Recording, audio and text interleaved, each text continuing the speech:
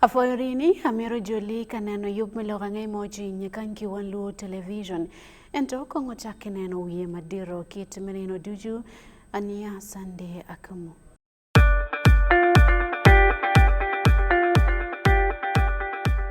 At least the one thing for now we can all agree on is the soap to use. He likes that it's big and lasts long. Anti-economy. I like that it keeps my skin smooth. Anti-alina echovu. And the children like that. It smells amazing. Everyone is happy. Movit soap comes in 4 fantastic flavors. Movit family soap is truly soap for the whole family. Movit. All day confidence.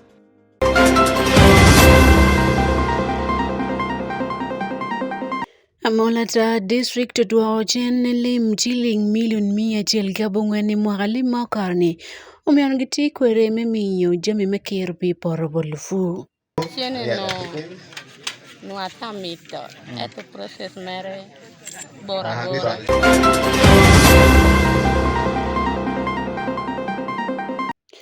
Otieno kwan makaki Africa go beriker meneno kibene fonyo tekwaro pa kakachuli.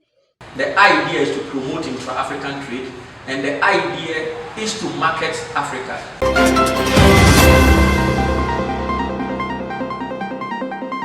Kadong Dulme Vision Group guteno kwa tiki Uganda Development Corporation menene kidoro lokom dongo te kichalim kibene kubowat kibiachara pagamente. So for us it is largely from the information and communication perspective. How do we help people?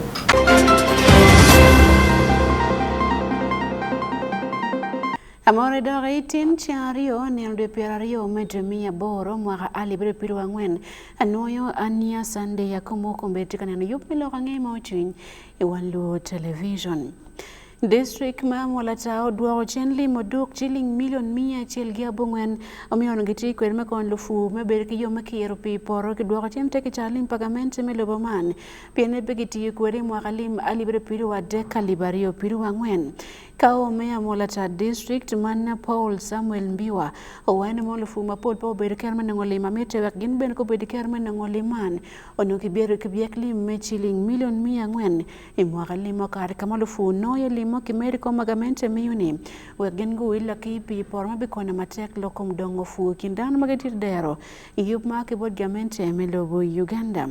La George pa Wan Luo television Michael Onyia berkali upoko lokman kawaki kore and Kelly report committee. District Mayor Molatar enotwero duoko wolim aromo million achiel kede kanyangon ame maker karachiel kede ayika megero kono ka buko pi ne jopur. Sente ni enodo bedo me mwaka melim okato aluber karachiel kede kitangata dalo jotich I district me Molatar. Paul Samuel Imbiwa oyamo kede. It is sad to note that the district took back 109 million shillings for micro-scale irrigation.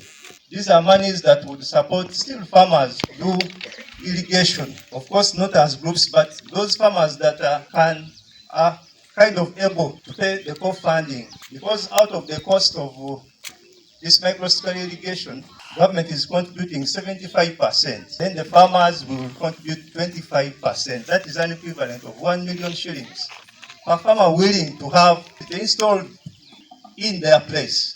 Enayamo dabe imwaka melim anyeni. Sente achiapata romo dokon million tolongwon. Enamote kochwano. So I want to encourage the farmers here.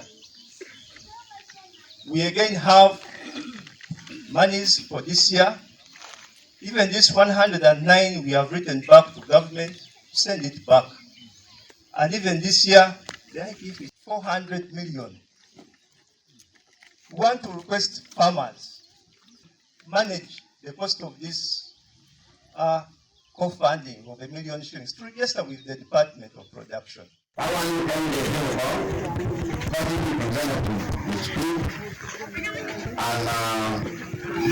Anya Olwoniti and Joel, Abeda Poo, the Doha Beda Point Mekanishak, and Kongapira, there have been no information machine in a language.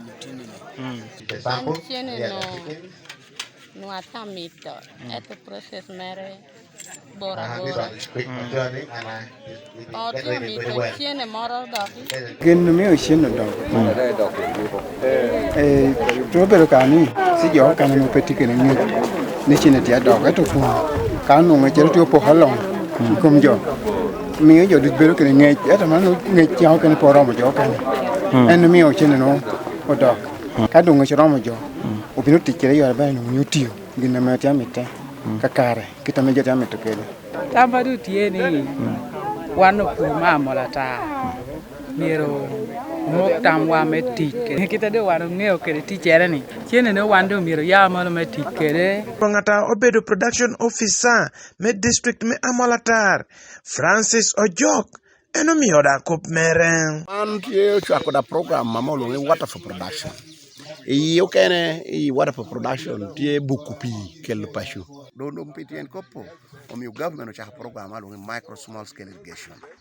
Government chule yina pour 75% pierre biru ya beach. Eka yina pour kwa percent pierre ya beach. Mewa bukupi iteri por nite pour throughout. Ka yini mito no information kena bera mahaman bini department agriculture. No program government tiu chahere o medi wuri nenu.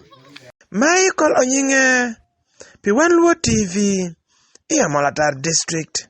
Iyo marum kimeno kemiyo tam kilfu magati ngom malaj mitako fu mabubu ko bekedero chama pong kabene wiye mo kene onyete we biashara keno ni monopol dana magati ko malmejo gan guror we lokom chato ngom kimene mapa ngien peke fu gimge kom gan to koni ngela tinge bele kech malito to lok bene ngom iyo ngiye teleberie matek ma owe lara ngom maperwatem lok mando der kilo telo katiye kono kipa mina no kabere mati ba jege la ibi division Manigulu City ngino wani gitiki yomere mochan matilo kumako kweri manfu pilwak magitilo wajuli Jonisani yu ojaga John ayeo bukili lokman kumbiti matute Be kache waloho diro ikid mifu mamegwa tich kingom iyo maopore ikid merie mochan bero kigiana tima neno ni wati ukwede mifu kelulima dit ichingwa iyo merie mochan General Charles Otemawan, Commander Padun me Reserve Force Olego Luak me a kifu ching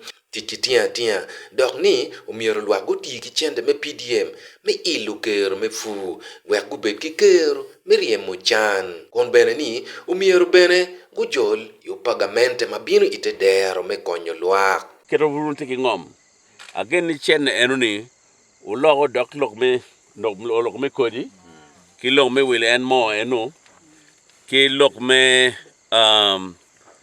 wilo yat ki do wek chen enu nyual ageni ka otimo enu ni chi buloko kwa pien ka fur ki kweri pe tongo matut o ya ko chamono no pechek en tractor obino o yugo ngom o ya na laga ke na kira mushele te kwere o na kira gwana te kwere o na kira full te kwere o na kira nyugi te kwere o ya ko o meo tij matek ma be coupe ka chel ki miri mindani pero wo me achuli ni riemo chan me achuli ni gamento binwa kwere tractor Benedicta Akwero ma eno biro dano me pamina no dok eno furu eka ario me mochele ka chel ki ful wajo ni tiu ki tia pien tich ki ching unono mker ne peromo Pian in ni chwala tractor I season ma chel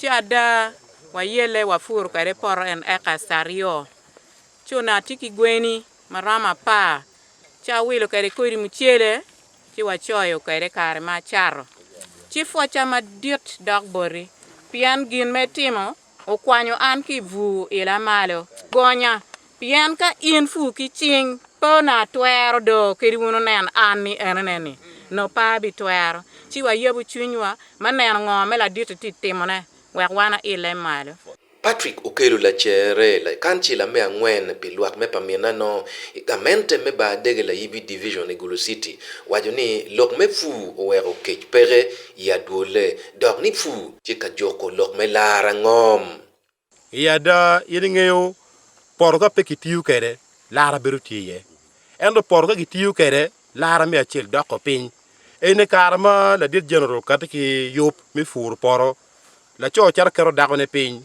ni poro ene ma karno cheno burupe wa pa anu ki dano karacha eno ku bere chine kero general tika biru wo jugo jo mata pango ngomwanio wo fur fu wan ni kumwa uya wa chene kaileng na dit ngoma yangi bere pangane pa miana no kono bod dinka kono kwe kriyam dinka ni kumbere cha dinka dum pe kan ma ka gu pango pod chok e ka pa ki wiye cher piario pa miana no eno ma general kelu tractor kumbere chawani lara mo gata tani udako pin anoni fu makon man katati me wego dano bene in ke fur por na yaba le werno bene ti ana be fur enini ana be fur eni o bere pe nyano wang ngom bondo kanati ye no tractor be furu ka bere chel dano wang no tie lar me kan bere pere Dennis Okelo ruot kwere me oitieno wanyo ni dokeno ya duole duong dogi kwo kilok me fu kani omiero go jol yu pagamente mabiro ka konyogi ai dokeno me oitieno kaina tigi dokeno Piara boro we a beach. Piara boro we a beach ni gi kwo ni ning.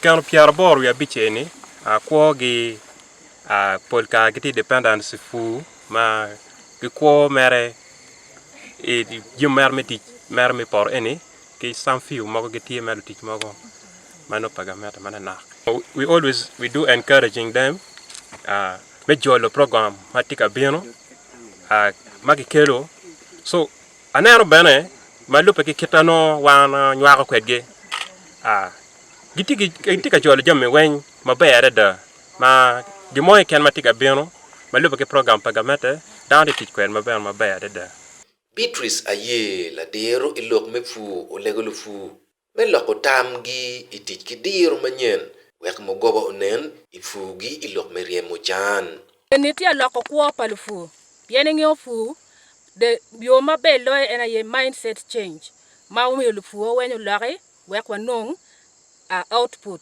ki konfu ma wan wa foro ke inero mot kumbere chawani full ma general lokelo ni full ma watie improved petie local full ma tie ne ken gang bot wakany full ni full ma check ma vup dak tiki chuk malamal era wero inoni timmerie mochan bubero yo mayot bien full eni check ma vup ke ne lufu kar ma full ma gi fur chane mo kelo ka bera bichel mo ka bera ngweni pora chel ento eni we are expecting yield of about 12 to 15 bags in an acre noni tim full ma general kele ti konya matega dada be ka cheluak o logo tamgi itich ki ngom yo me ilu me fu we oriem chan ki lu ba choli kono gitiyu ki tractor onyotia me ya poporo pi Wan Luo TV Johnny Sani ojaga chon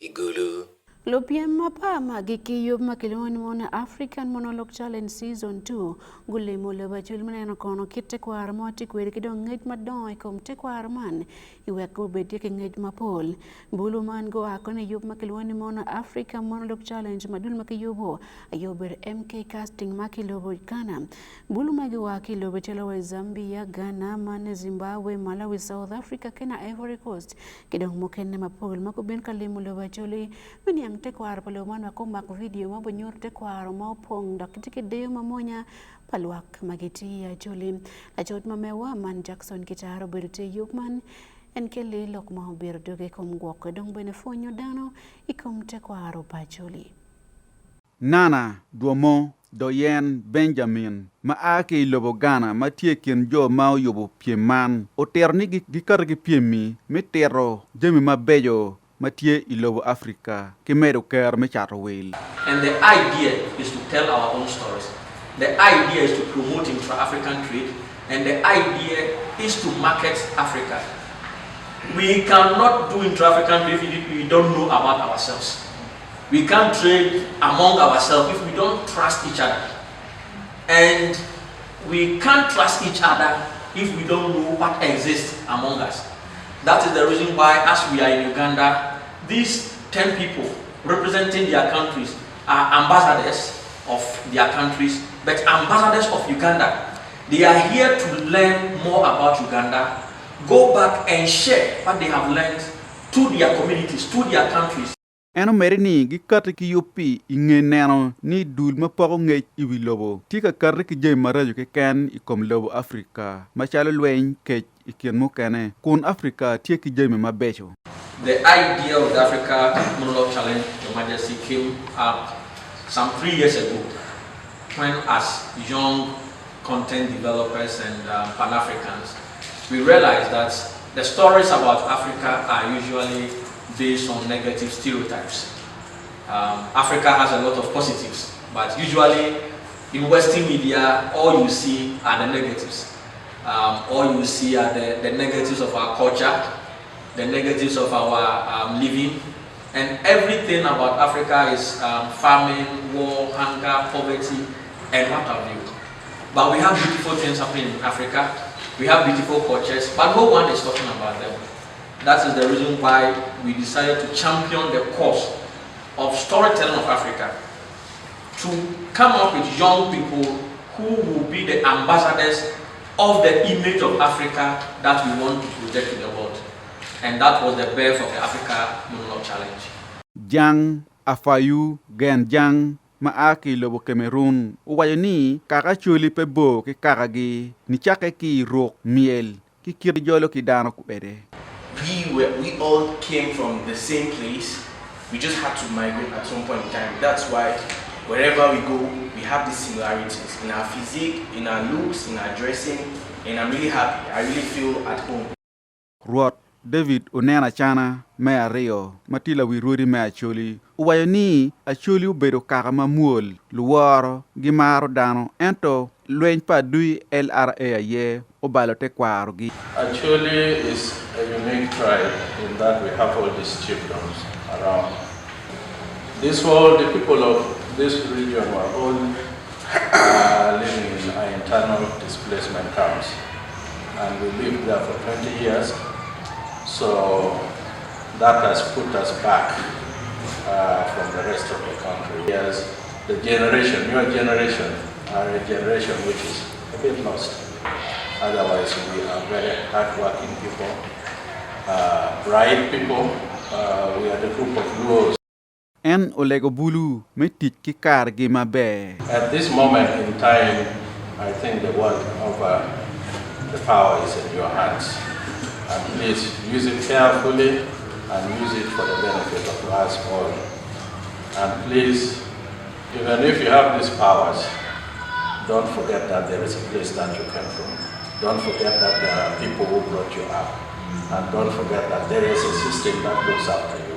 So we all have to respect that system, respect those people, respect the country, respect everything about it. Reverend Okeng George la kupkin luak ilokom te kwar i Uganda National Casserole Center mabeno chung mega ka wang gankal maneno lokom cho kimon ti ki don lobo ki bene office pa president wayani gi yera choli pian gi tie ki te kwar mabeyo. Arrived next week. They are going to be with us until next week. Therefore, they are still with us and they are visiting different cultural institutions. We thought it wise to identify actually cultural institution to be one of the cultural institutions they are going to visit while here. We have identified 4 out of many. The gazetted ones are about 17, but out of 17 we have chosen only 4. And Acholi happened to be the priority. Acholi is very rich with the culture. And therefore, if we want to sell the cultural products, then we must have a look at the Acholi product. And that's the reason why we chose that they should come. Pieman me agiri me African Monologue Challenge me Rio ubibero iniandwe piare wa bear me duma bor iba kololo Kamala loyo ubijolo lupiem memwara manyan ilobone kirma Rasel Ndukire mau aki Uganda uloyo ipiem mo bere mwara mokaro pilok angea i Wan Luo TV and Jackson Kitara Igulu City. President Yoweri Museveni ting baraja nenda para bungwen mijumia boro okela lala mapoli kumluangene district kisiti mapol magitilu Uganda mokene bene ko botela ne umako tela magiti ya chuli district chelawa ya moro kidong noya ikin moken mapola tam ajot mema wakla domona berka bierdok lokman kongwanen kiboten iyub melorange mojwin.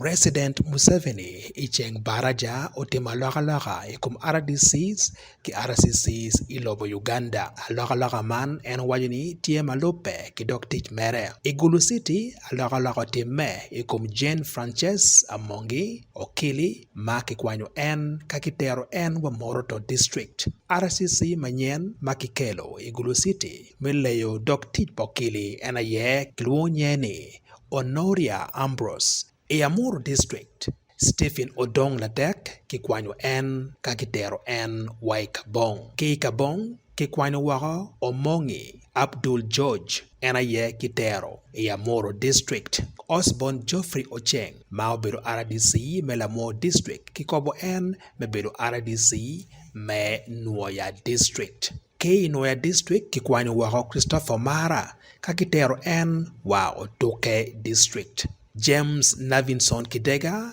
Pekilaro N, Doc N Fortier RDC, Me Agago, Kidong Bene, Milton Odongo, Batie RDC Me Pade, Bene Pekilaro N, Aloha Man, Tiema Paul, Ento Magi, Area Tie Wie, Mawara Mokelone, Pikombedi, Claude Mona, Wan Luo TV. Jangamente manalo komfonye kituo cha kotikilo komtuo cha lawaya chenme miyongeti bolo akombe pagwa kaber maru mulwak wek ngete o pingwete der bolo nyur mapeki no karme waratata wagin bene gunong fonye EPMW makiyubo kono pigai kwan primary gi mwakaman kiyubo kono yub madit wala bero lo komfonyo dano ilo kongwa kaber maru mulwak lwenye komtuo malere kimokene Irome City District kidong moken mapol gibitero malo wek ngecho bodano mapol to alika ber mapol matilo bo Uganda kan Ismail Jacob Jones Kelly Lokman Matut Jangamente maneno lokumfonye ilobo Uganda uloko neno gemetit kilo tieno kwan matalo yo achel mechwalo kwena mamako lokum petu yen kilum bodlu nyoro mai pajo game ento neno man pe tie kanyako nyige kulo wachel piani dano mai tedero mauno mirgen guchet kaneno PMW palutiano kwan man magitiga timene kom karaman pegitie kachero George Umony aidi megang kwan Whole Rosary Primary School Matie Gulu City dok ene beti won kom pa aidi weng me Gulu City unyoro luor ne matek tutan kicharo fuony umiyo ana tika kogo bodlo nyoro bod community ni ka enen chukulu yubu tugo moge ken school tika yubu ne tiki fuony iye we are pomo yubu city level competition men music dance and drama waber ga pia ni dano be bi ma pol em lo nyoro be po bi dano be bi ma pol man en romi wan pe watima achieving gena no wan miro ni watima achieving IPM eneni meaning beni wan nema be po succeeding ma be baramel be waje dabni tung bodwa ya chuli kanya ye wan po paro ero tung Kampala ka yob malo tiamo yugo lu nyur the proud of their children ka ko winyi le tiamo bi chare to nan man mero won chara na ni la tianga ne mo tiga to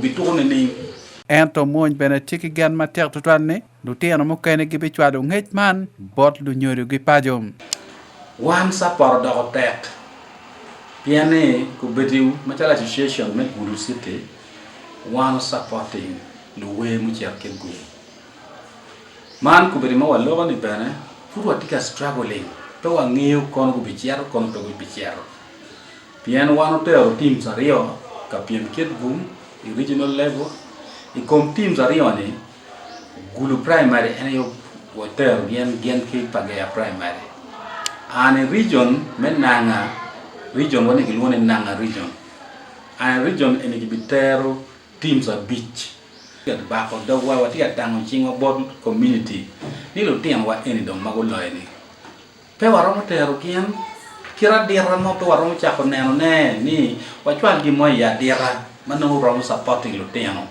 wa ku chet gu nyu te kwaro me chuli ilo bu rok kuja imwa ni wa bi cher ka piem mbale Mwaka ke mwaka wano tuta madame te alo tena kata mwaka ne jemne te. Donc Luloj me Gulu City kom kane bene giteki luor ma tektrani chiente maramo chwalo lutino e piem madiet pe gai kwan me lobo Uganda mabu time Mbale City nen beloy gi wagom. Amapul non-governmental organization magi working kachiel gitiyo kachiel ki education department wigu wili kom Wan Luo City.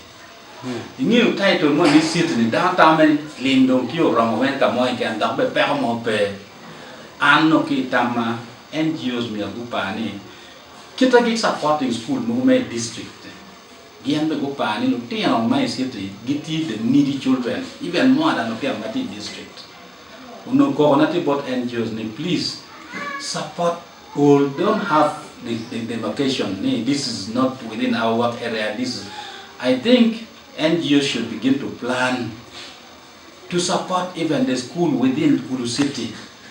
Some school in Gulu City are really totally needy. Proskovia Abe, la lopko la rod gain kwan me Gulu City, bene tekil war ma tektran, pingolu nyoro pegen kupienom, katielo kolo tienoge ikar me piem, me yero tim ma bicher kachung, pi Gulu City. Pero me tomo yen tim atek Uganda. Donc tim ene kikelo weko pointano me guako yen kidong me peto yen. Pero madong tie ene pol kar ka ministry twala sila bas makoma to egini kijugo nobo we kijugo drama weke youth in community apol kar ka wama yugo kin to en festival me we in the community pole pigi biano ti no message be don gak ene kin lo fonye ge ke lo tem pana papa tamani waramo tiski fora mo ken chala wa media nyoro gi pere gi boko lokte lo tem ti waramo chala message yani be wa Ketung Chel, Michael Kumakech, Kanchila LC5 me palaro Chap County, Igulu District, Jeki gan matek total ni tik kilo teno kwan magi kwano igai kwan pere, Ramo konyo matek total mi ungej kilo nyorge, unyo bene gen ki komge, ikar me nyim, gibi chako bene peto yen. Kawa weko lo teno wako munge yone ni peto yen pire tek. Chi no weko juma odong, juma bire ya nyim gi ngeo, gubu ngeo be ba yen, ikabiro morumo ngangwa onyo school ma megwa duyu. Bene ti matek, bene mono bo weko lo teno wa ngeo be ba yen no ma bere da, wa juma gi bire ngi dong gi ngeo be ba yen no. Don't know, even our environment, the school itself not well protected. Region Menanga, uyer gai kwana beach, mecher kapiemi turuma diet pe gai kwan me lobo Uganda, mabu teme Mbale City, ni chake ni de pierua beach midwe man, ni yo ni de dek midwe babu ngwen imwagaman. Gai kwan man tiye anaga primary ma aki Nua District, magiena uberutaga mit Pinanga Region, Gulu Primary School ma tiye Gulu City, magien guber nabariom, Pagaya Primary School mabeno a Gulu City, Child Care ma a Kitgum District, Kidong Kitgum Public mabene gen go karom. Muoj me piem gwe me mwagaman pe lobo Uganda, tie kaneno lok mamag lokum cho nyual palotino, lok mamag lokum luako ching, kidong luen ikom tuo malaria. Pe Wan Luo TV, Igulu City, on Ismail Jacob Jones. Ot poko logangea madit lo Uganda Man Vision Group kute oteno kuot kidul makloni mono Uganda Development Corporation UDC meneno kit meduoyo lokom donte kichalim kibene miyo ngech bodane kom yub magamente tikwere kibeno kerielim wek dano pol ko beke ngech kikelli mabupi te kichalim polo Uganda kachoko time kilotela me Vision Group kilotela me Uganda Development Corporation ni office mamegi madit matie I Kampala man I kabiru madit matilo bu Uganda kikono Fred Kajubi ober kalubu kolok man kor kikore en Kelly report mamege Kajoke man otimeti ni ki office pa UDC Mati Lumumba Avenue Kampala. Executive Director Patrick Birunji wani pire tekniki jinke erpa biachara matino matiki npachi wek gina yegunen kit medoro dongo teki chalim palobu Uganda. How do we make effective business reporting reach the public that are supposed to reach. Today, if I launched a $1 billion project, it gets coverage and disappears within 1 day, half a day, or 2 days. But if I slapped her here, that story will run for months.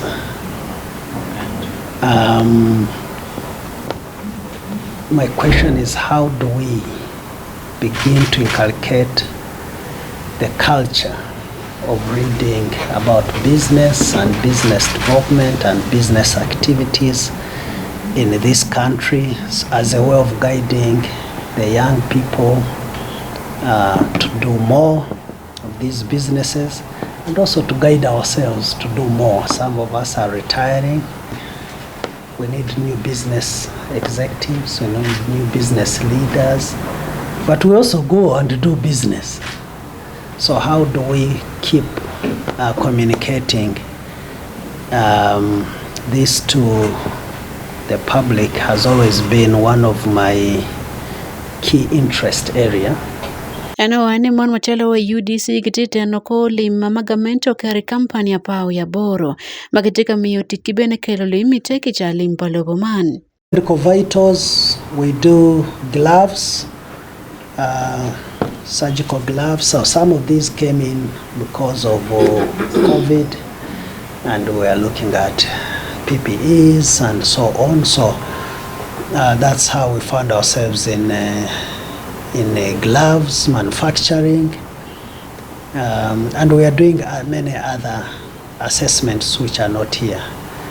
We have the Speak Resort Convention Center, the center that hosted NAM recently. We partnered with the private sector to execute that project in 1 year in order to be able in time to host the NAM. But there is also the traditional Munyonyo Commonwealth Resort, the Mine Hotel, where that reception is. That was done in 2000, starting 2005-06. So as to host the CHOGM in 2007. We have a 25 stake there also, and we own Nile Hotel 100%. Nile Hotel is the one that holds the facility where Serena Hotel sits currently. Mary madiet metudu wad mantie mejingo kero pa UDC kibene miyo ngej bolwa komgen magen gitimo mero ka achil kinene kidon ka achil teki cha limpalobo Uganda. John Wanyama ladit maloyo Vision Group wani mon gamente tika tid matek menene kichulo bu matie lokom matiyo lim piara tekniki nyut bene jewe magamente timo wek danu ngebe pagamente eni kibene kwene kama bu frudong wek achil kikati kateno ko dongo teki cha limpalobo Uganda. Ni woki winye man Vision Group ubele kermen nene kikwe kibere kitiana kwena chato will kibene chato pe weng ma UDC kitiyo kwere kilore midolo magengi konyo gi kabene gin UDC ubele kerme bere yupa Vision Group ikineti ye Harvest Money Expo Pakasa Forum Climate Change Symposium ikin mukene mapol. So for us it is largely from the information and communication perspective. How do we help people? And that's how we began expos like the Harvest Money Expo, which is the biggest agriculture expo now in this country, where we bring nearly all the players in the sector in one place and people exhibit. We hold master classes, we train farmers, we do all these things to be able to support working with our partners. We are doing the same in areas of construction and homes because real estate is big. Education, we have partnerships where we recognize and appreciate teachers who are excelling amid these very challenging times. Of course, also there's the social aspect, so we hold expos around things like weddings, and family and stuff like that. So we're involved in events and we support a lot of those. Some of them we work with partners, many of them are our own ideas. Kikero medoro company ya pau ya boro ma UDC tikador ne kiniti ya Tak Sugar Factory Munyonyo Commonwealth Resort Abubakar Technical Services UDC tikikero mekero limo dog board government gitiki dividends billion piru ario kidong bene gichulu muchoro bot government mwaga iwel mechiling billion piera deku ya ngwen watman obodom at be tutwale dom pa UDC ki company magen gidoro kibene meyotich botanywale Uganda. Wan Luo television ni Kampala, Fred Kajubi. Gankal milimo piny Uganda otieko miyo lim chiling milion 50 mekone ko yom makiluwani mono Rwenzori Marathon Run magibitime district mekasesa itum jabit ni ene. Minister matire pilo kom limo piny Martin Mogara yekonomi yojana maikerie ching manche karataj mamegibolo yubman kigankal mamegi mati Kampala. Wanen kong report man kibola George pa Wan Luo television Manfred Kajubi. Minister matiri pilokom limo piny Uganda Martin Mogara owani mon ng'wech man piere chak pieni bene don lokom limo piny labole gitiki anyuol lo moken mapol makibino ing'wech man dok bene ibilobo kulu dano weng'o bung'eyo pire. Mine is to thank the team, encourage Ugandans, and we are going to have a couple of activities after that. We have the World Tourism Day there. We'll have a Choto Hampango just within the neighborhood in the coming months. Take some time off, visit this beautiful part of Africa. Like I've said, if you're Ugandan and you think Uganda is not beautiful because you stay in Kampala in the noise and the pollution, you have a problem. Get out of the city and see what this country has to offer. Trust me, it will be better than those who, I don't want to mention other countries that people tend to fly out to, and someone is sweating like even come back with a tail. And you leave this beautiful country here. Government has given us the infrastructure, the roads and the rest. Yobmantie minyuto kono leo nyo bene deyo palobo Uganda kije maromo chono dan mebino iyi kibene ng'wech man oberi kero metero dan kin kaber mapol melimo piny kaber megwako letim kigodi matika Sese District. Mogara docho kochindo rem kibene jomegetike ker meketo limgi yubman ni omero chaketo limgi je maromo makupe kon kilokom limo piny wek gang tich man odong. Ministry of Tourism under UWA is the one that donated the land on which the high altitude training center is constructed in Sebei. And we have given Cheptegei a special truck called the Cheptegei, do you use truck or Cheptegei? Okay, Cheptegei truck. It's a number of kilometers through the park. And we believe we'll continue supporting our athletes because we know the value that they bring to the tourism sector going forward. And of course, government has gone ahead still and invested in a number of sports infrastructure, like what I was telling you, the high altitude training center. Nambola is now good to go. We have a stadium being built in Hoima, and a couple of others coming in because of AFCON. So at least there is commitment from government because of the value and attachment they attach to sports. Again, mabene choke meno Uganda Wildlife Authority yuti odwoko chen weli makichulo pilimo pinye Queen Elizabeth National Park tiki percent piara bit kulumu dakware piny kibene oyabo dawo dojo itogot Rwenzori maona pikara malach ko biru pereni. As Uganda Wildlife Authority, as Amos has said, we have decided that this year round we would like very many of you after the marathon to actually visit the national parks in and around the Rwenzoris. So what we've done is that this year we have given a discount, 50% discount on entrance fees to anyone who wants to go into Queen Elizabeth and anyone who wants to do a short hike to the Rwenzoris. And that will be from 23rd to the 25th. So after you've run, don't ask yourself what next. Please, there's Queen Elizabeth just about 30 kilometers away. You can do a one-day hike in the Rwenzoris. You could actually go all the way to Chivade. You could do Toro Semliki. You could do Semliki National Park. But also on your way back to Kampala, you could pass by Lake Mburo. So this shouldn't just stop with the marathon alone. Let the marathon be just the beginning of the fun and the exploration of the Western region. Amos Wekesa Matila Yup Madit Metascalite Renzori Marathon Owani Mono Yup Mantike Lokono Jima Pole Teke Chalimpa Lobo Uganda Dwale Kabiru Madan Wopaume Buri Kasese Ikabiru Makeni Marumi Kene Fotro Bushenyi Kidongbara Weng Timopong Ningik. We have a special award because one of the themes we have and objectives we have is talent identification and nurturing talent within the region. That's why we have a category for the local runners and the persons with disabilities. And yes, basically that will be our program for the day, Honorable. We look forward to having you in Kasese.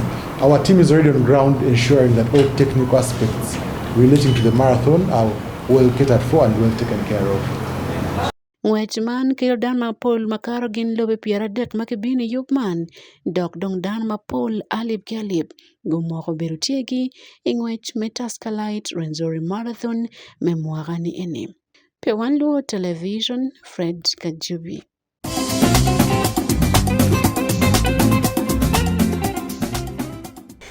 Elorangea mamaro biashara lufu kilong chat kodi magiti kumalme Uganda kuno gumeno ngofone madit iloko manen kikero wel kodi mapo retui pakori kidong bena yer kodi mabe joma kuyubu ayo bero dulma equita seats magiti kicharo kodi jangi madite ti koro manio moro district wanen report man kibot David Magere. Machalo yu achiel me konyo lufu no kodi ma piera mabe tutwal Ikweta seeds man dul magidoro yupo gi poko kodi bod lufu otiko miu fonye nyo ngech bod jo magipoko kodi nyo gicharo bod lufu meberu kikwiri icharo chat man karibeti kogotieni polkar lufu gitiki permi kodi matek tutwal Ikweta seeds tamoni poko kodi mano gitiyu ki jo magikubu kin lufu gilo yup kodi biberu gen makonya gitutwal James Ongala Matila fu dok ben la chat kodi Ipabo Town Council ya Moro District moko ni fonye machalo kitman pire tek bodgi tutwal. But basically machalo la fu no la fon the fu but no pera mapol kira ge bod fu no mai bana machen kodi mo kane tema pedang meto ne mera dom ninge kodi mo kane tema la fu biro wadane kodi ne pira mabe udon during the time of India, you know, common cops and don't know, pere, mano pere na machet, you don't pere na Maria, sometimes the Puno, Miriam, food, mamanga. But you know, at the same time, Mirine, Cherolaka, no will cooling up, Paul Macare, Kurimamega Chalo last year, Charo Kuri, Maramokuda, Bolufu, Maramadi. Ma buong kosene acha last year but neo kita biacha kam ko shooting hotel kare but gem mo berute mwanane ne na bichar ma pol makara ya para mo bi welu fu na tutwal bat bitie matwo ke yung chel kono Salome Abalo Mati Vice Chairperson pajumagi charo kodi nyoni Agro Input Dealers Association I Lobacholi Ternik yupe macharo kitman konyo gi me kubukin lufu kilu yup kodi mabe adada Pirete kachoka ni pirete pian ma chel kelu wat moni kinwa ki kampuni bedo pekin wa ki ken kelu wa kin one stockist pian ni ripe aye kelu teho one stockist be me pe wati chalo ngara chela chel pian one wing customer wa chel mo bedo lufu so ripe wa ka chel miwa teho mineno nyome bino kitama ram kwanyo kilufu mago bedo bosses wani kalufu giti wini mabe wan be wa wini mabe but joma pir gitege wi loboni bedo lufu so mier wan jomo kene maginano giti lufu buneni lufuri go bedo yom Wan Luo TV ulogironi mutegeki matiengan mador wi chatu kodi man sales and marketing Ikweta seeds kono yaro gin mapire tektualo mergen getim do waje fonye machalo kitmeno binyute bod jumagi pa poko kodi man gin mabe ma mergen gotim. So today we organized this business meeting with agro dealers from Acholi sub-region simply for us to network Agro dealers are very important key players in the value chain, the agro supply value chain. And as Equator Seeds, we use them a lot to make sure that the seeds, the technologies that we have for the farmers reach the end user. So today was one of those days where we meet the agro dealers and network, better understand their challenges and how best we can solve these bottlenecks. Inoni, yupe man kono kelo dan maromo pierangwen ya beach me o piara beach moti me chochok ege Gulu City kamalu fu mapol kilo chat kode guno dero e kid magen geroma chwala kede kodi bot lufu iwai tedero. Lokangea biachara Wan Luo TV, David Magere. This is our organogram. I will not go in depth on it, but if you are keen to note, we